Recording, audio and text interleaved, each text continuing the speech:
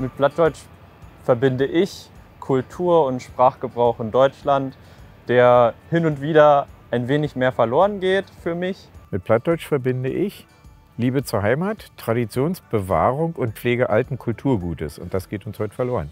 Ich verbinde mit Plattdeutsch komischerweise Häkeln. Tatsächlich, auch wenn ich selbst nicht spreche, immer so eine Art Heimatgefühl und eine Vertrautheit und vielleicht auch eine Geborgenheit. Mit Plattdeutsch, also mit der Sprache Plattdeutsch oder mit dem Dialekt Plattdeutsch, verbinde ich eigentlich schon die Nordsee, Hamburg, vielleicht die Norderney.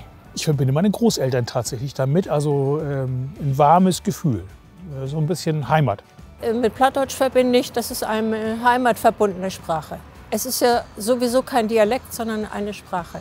Ich finde es irre charmant. Also Plattdeutsch finde ich auch wirklich, ist eine Wohltat für die Ohren, weil es ist lustig und gut.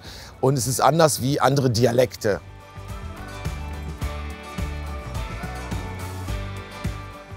Die meisten Menschen, denke ich, mit Plattdeutsch wohnen am Hafen oder im Norden. In Ostfriesland. Die meisten Menschen schnacken in Ostfriesland platt. Nördlich von Hamburg? Schleswig-Holstein. Ja, Dithmarschen oder so. Ich denke, die meisten Menschen sprechen Plattdeutsch im Norden. Und ich glaube sogar, je nördlicher, desto mehr Platt. Die meisten Plattsprechenden leben im alten Land. Ich laufe nicht mehr wie die Bauern.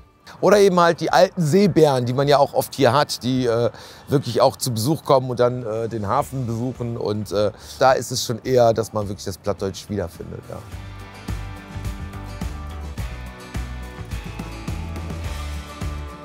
Wenig. Also während meiner Jugend ganz oft, ganz häufig. Meine Großeltern haben viel Platt gesprochen.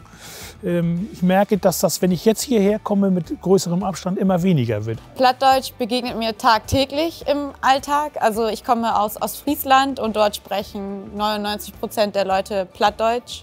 Sehr selten begegnet mir Plattdeutsch und ich würde mir wünschen, dass ganz allgemein, nicht nur in Schleswig-Holstein, die Regionalsprachen stärker beachtet werden.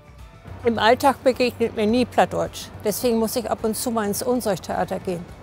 Aber ich sag mal, bei Arbeit mehr. Da hat man die Arbeitskollegen, da braucht man mehr noch. Die Mann braucht eher platt als die Frau mit Schiss. Ne, gehst du mir auch dort Backenladen in die Dörp, der sagt dir, ja, kannst du platt brauchen, Kind. Und brauchst nicht kommen. Ein paar Straßennamen sind platt, ein paar Firmennamen sind platt, ein paar Redewendungen sind platt, wie zum Beispiel durch den Tüdel kommen, sich verheddern. Schnacken, viel sprechen oder überhaupt sprechen. Planten und Blumen, Pflanzen und Blumen. Ja, doch. Ja, ich habe Plattdeutsch an meinen Söhnen wieder gern, weil ich so im Plattdeutsch groß geworden bin. Also meine Mutter hat immer Plattdeutsch mit uns Kindern schnackt. Und ich mache das Sprach einfach gern und will natürlich auch, dass die auch an Leben bleibt und dass das auch übermorgen noch Plattdeutsch gibt.